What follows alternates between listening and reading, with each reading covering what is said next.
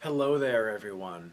I am your librarian, and this week, instead of the library news, we're going to be doing something a little bit different and more special. I'm going to be sharing with you one of my favorite poems of all time. You've probably heard it or heard of it before, and that is The Raven by Edgar Allan Poe. Perfect for this time of year in a dark, gloomy day like this one. At least while I'm recording, I don't know what the weather's like while you're watching this. So a quick fun fact, you may or may not know I used to be an English teacher, and something that has always drawn me to reading and to poetry is the way that you can use language really creatively. And I love the way that Edgar Allan Poe uses sound and rhyme in this poem to really create an eerie experience. Another fun fact is I'm actually such a big nerd that I have this ultra long poem memorized. So I will be reciting completely from heart. I guess you can't tell that I'm not cheating, but some people have seen me do it live and they can vouch for me. All right. The Raven by Edgar Allan Poe. Once upon a midnight dreary, while I pondered, weak and weary, over many a quaint and curious volume of forgotten lore. While I nodded, nearly napping, suddenly there came a tapping, as of someone gently rapping on my chamber door. "'Tis some visitor," I muttered, "tapping at my chamber door. Only this, and nothing more." Ah, distinctly I remember, it was in the bleak December, and each separate dying ember wrought its ghost upon the floor. Eagerly I wished the morrow, vainly I had sought to borrow from my books surcease of sorrow. Sorrow for the lost Lenore, for the rare and radiant maiden whom the angels name Lenore, nameless here forevermore. And the silken, sad, uncertain rustling of each purple curtain thrilled me, filled me with fantastic terrors never felt before. So that now, to still the beating of my heart, I stood repeating, "'Tis some visitor entreating entrance at my chamber door. Some late visitor entreating entrance at my chamber door. This it is, and nothing more." Presently my soul grew stronger, hesitating then no longer. "Sir," said I, "or madam, truly your forgiveness I implore. But the fact is I was napping, and so gently you came rapping, and so faintly you came tapping at my chamber door, that I scarce was sure I heard you. Here I opened wide the door. Darkness there, and nothing more." Deep into that darkness peering, long I stood there, wondering, fearing, doubting, dreaming dreams no mortals ever dared to dream before. But the silence was unbroken, and the stillness gave no token, and the only word there spoken was the whispered word, "Lenore." This I whispered, and an echo murmured back the word, "Lenore." Merely this, and nothing more. Back into my chambers turning, all my soul within me burning, soon there came a tapping somewhat louder than before. "Surely," said I, "surely that is something at my window lattice. Let me see then what thereat is, and this mystery explore. Let my heart be still a moment, and this mystery explore. 'Tis the wind, and nothing more." Open here I flung the shutter, when, with many a flirt and flutter, in there stepped a stately raven of the saintly days of yore. Not the least obeisance made he, not a minute stopped or stayed he, but with mien of lord or lady, perched upon my chamber door, perched upon a bust of Pallas just above my chamber door, perched and sat, and nothing more. Then the ebony bird beguiling my sad fancy into smiling by the stern decorum of the countenance it wore. "Though thy crest be shorn and shaven, thou," I said, "art sure no craven, ghastly grim and ancient raven, wandering from the nightly shore. Tell me what thy lordly name is on this night's Plutonian shore." Quoth the raven, "Nevermore."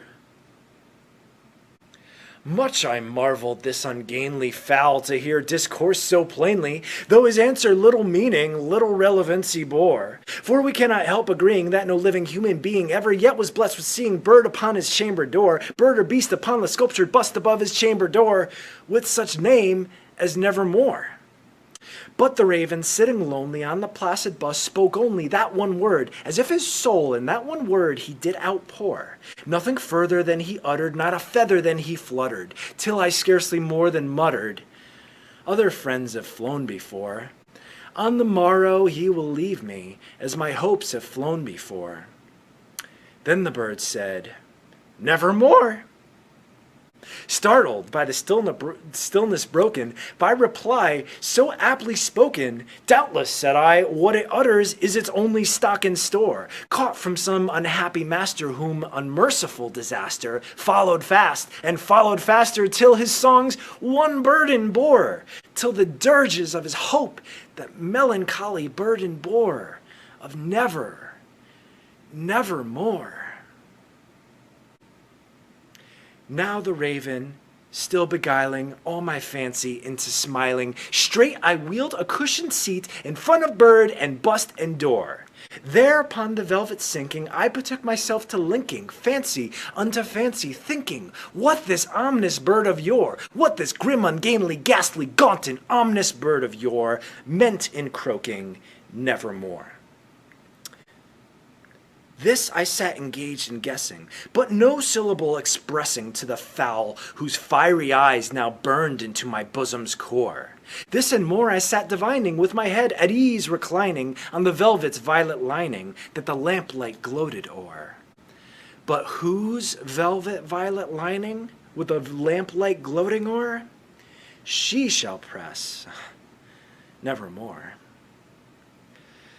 Then methought the air grew denser, perfumed from an unseen censer swung by seraphim whose footfalls tinkled on the tufted floor. "Wretch," I cried, "thy God hath lent thee, by these angels he hath sent thee, respite, respite, and nepenthe from thy memories of Lenore. Quaff, oh quaff this kind nepenthe, and forget this lost Lenore." Quoth the raven, "Nevermore." "Prophet," said I, "thing of evil, prophet still of bird or devil, whether tempter sent or whether tempest tossed thee here ashore, desolate yet all undaunted, on this desert land enchanted, on this home by horror taunted, tell me truly, I implore, is there balm in Gilead? Tell me, I implore." Quoth the raven, "Nevermore." "Prophet," said I, "thing of evil, prophet still of bird or devil, by that heaven that bends above us, by that God we both adore, tell this soul with sorrow laden, if within the distant Eden it shall clasp a sainted maiden whom the angels name Lenore. Clasp a rare and radiant maiden whom the angels name Lenore." Quoth the raven, "Nevermore." "Be that word our sign in parting, bird or fiend!" I shrieked upstarting, "Get thee back into the tempest and the night's Plutonian shore. Leave no black plume as a token of that lie thy soul hath spoken. Leave my loneliness unbroken. Quit the bust above my door. Take thy beak from out my heart and take thy form from off my door." Quoth the raven, "Nevermore." And the raven, never flitting, still is sitting on the placid bust of Pallas just above my chamber door, and his eyes have all the seeming of a demon's that is dreaming, and the lamplight o'er him streaming throws his shadow on the floor. And my soul, from out that shadow that lies floating on the floor, shall be lifted nevermore. All right, folks, not exactly sure how to easily transition out of that intense moment, but I do hope you enjoy that poem as much as I do. I love the alliteration, the rhythm that it carries, everything about it.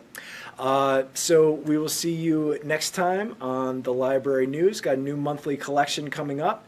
And just for fun, I did do that in one clean take, but it wasn't my first take. So here are a few mistakes that I made in my earlier takes. In the meantime, it's your friendly librarian, doing it too early, saying peace out.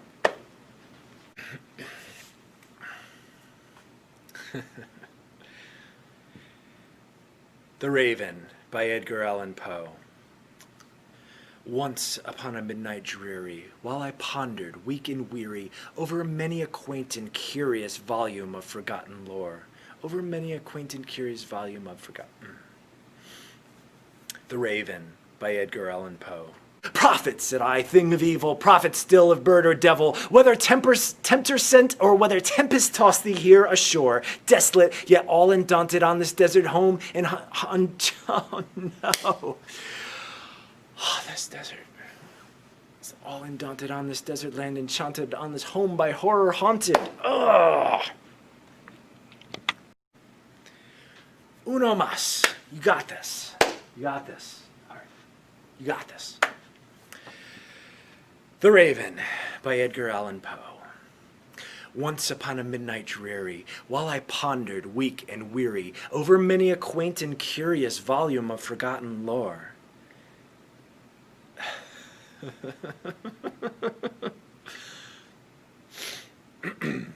Least obeisance made he, not a minute stopped or stayed he, but with mien of lord or lady perched upon my chamber door, perched and sat upon a bust of Pallas just above my chamber, perched and sat upon a bust of Pallas, perched upon a bust of Pallas just above my chamber door, perched upon a bust of Pallas just above my chamber door. Oh my God.